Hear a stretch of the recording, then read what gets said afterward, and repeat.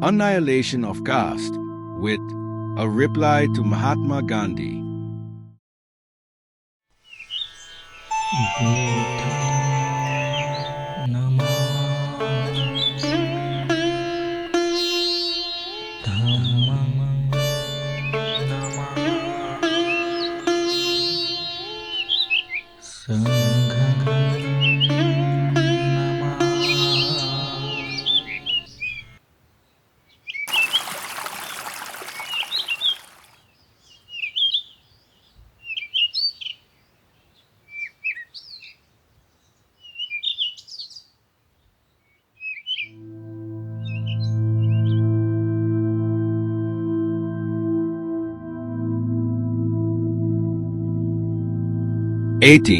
Chaturvarnya is not new. It is as old as the Vedas. That is one of the reasons why we are asked by the Arya Samajists to consider its claims. Judging from the past as a system of social organization, it has been tried and it has failed. How many times have the Brahmins annihilated the seed of the Kshatriyas? How many times have the Kshatriyas annihilated the Brahmins? The Mahabharata and the Puranas are full of incidents of the strife between the Brahmins and the Kshatriyas. They even quarreled over such petty questions as to who should salute first, as to who should give way first, the Brahmins or the Kshatriyas, when the two met in the street. Not only was the Brahmin an eyesore to the Kshatriya and the Kshatriya an eyesore to the Brahmin, it seems that the Kshatriyas had become tyrannical and the masses, disarmed as they were under the system of Chaturvarnya, were praying Almighty God for relief from their tyranny. The Bhagavad tells us very definitely that Krishna had taken avatar for one sacred purpose, and that was to annihilate the Kshatriyas. With these instances of rivalry and enmity between the different Varnas before us, I do not understand how anyone can hold out Chaturvarnya as an ideal to be aimed at or as a pattern on which the Hindu society should be remodeled.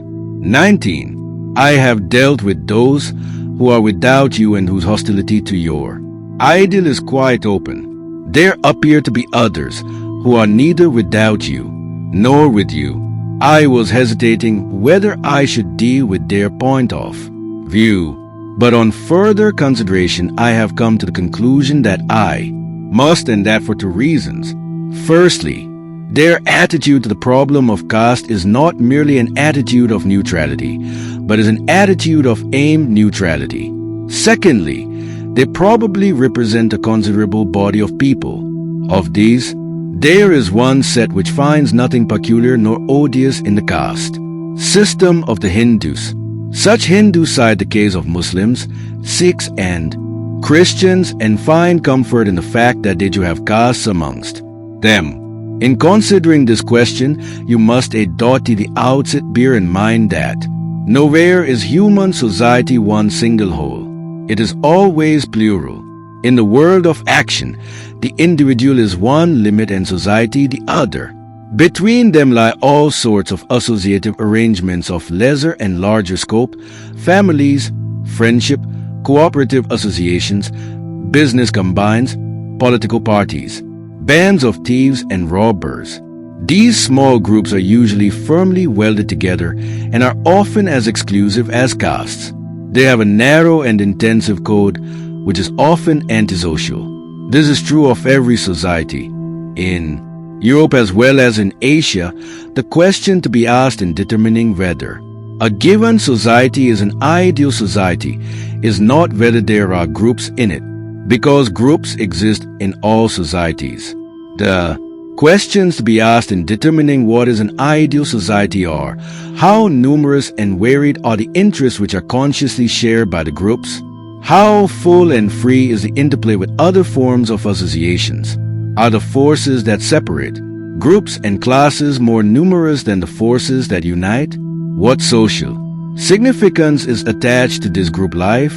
Is its exclusiveness a matter of custom and convenience, or is it a matter of religion? It is in the light of these questions that one must decide whether caste among non-Hindus is the same as caste among Hindus.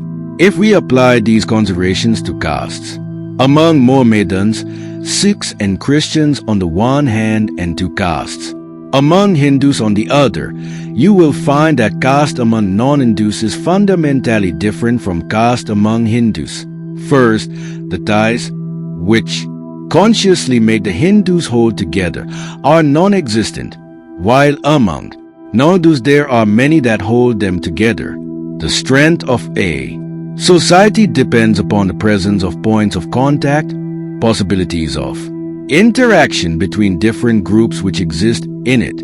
These are what Carlyle calls organic filaments, i.e. the elastic threads which help to bring the disintegrating elements together and to reunite them. There is no integrating force among the Hindus to counteract the disintegration caused by caste, while among the non-Hindus there are plenty of these organic filaments which bind them together. Again, it must be borne in mind that although there are castes among non-Hindus, as there are among Hindus, caste has not the same social significance for non-Hindus as it has for Hindus. Ask Mondan or a Sikh who he is. He tells you that he is a Mondan or a Sikh as the case may be. He does not tell you his caste, although he has one and you are satisfied with his answer. When he tells you that he is a Muslim, you do not proceed to ask him whether he is a Shia or a Sunni, Sheikh or Sid, Khatik or Pinjari.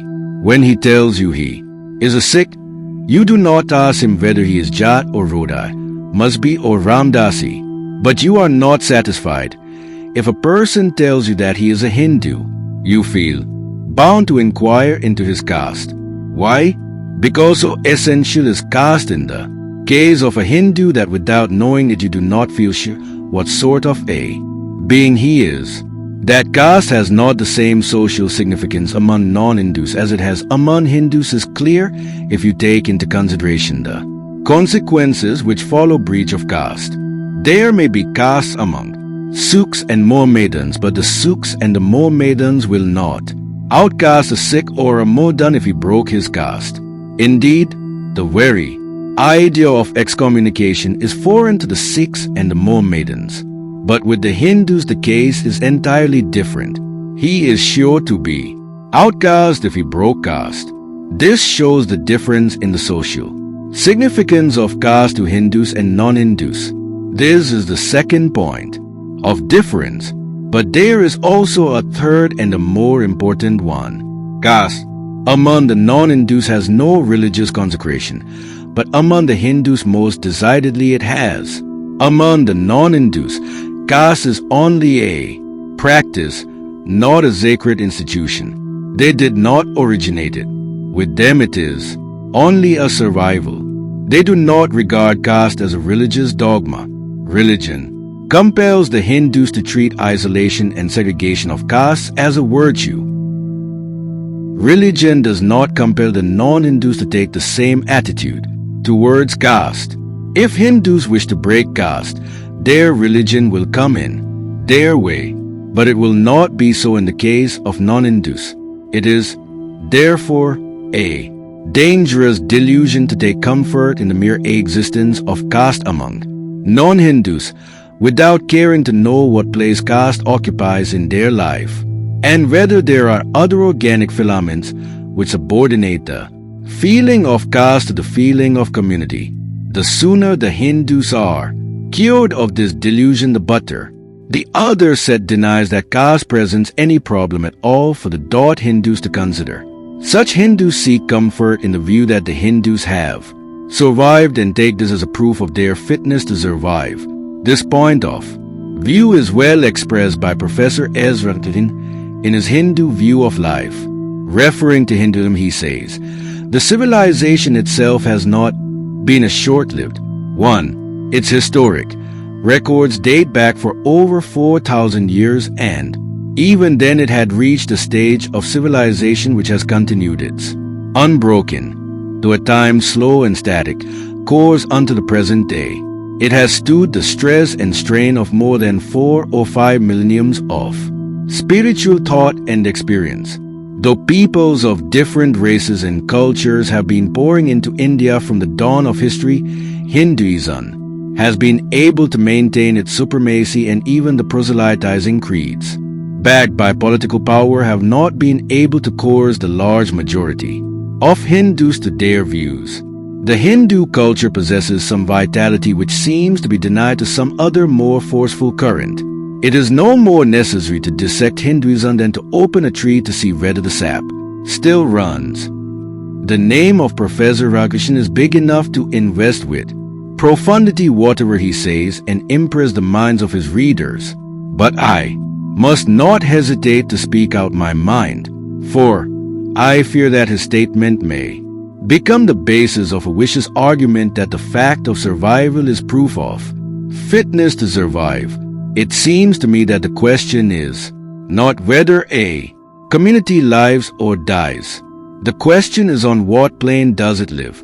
There are different modes of survival, but all are not equally honorable. For an individual as well as for a society, there is a gulf between merely living and living worthily. To fight in a battle and to live in glory is one mode. To beat a retreat, to surrender and to live the life of a captive is also a mode of survival. It is useless for a Hindu to take comfort in the fact that he and his people have survived. What he must consider is what is the quality of their survival. If he does that, I am sure he will cease to take pride in the mere fact of survival. A Hindu's life has been a life of continuous defeat, and what appears to him to be life everlasting is not living everlastingly, but is really a life which is perishing everlastingly. It is a mode of survival of which every right-minded Hindu who is not afraid to own up the truth will feel ashamed.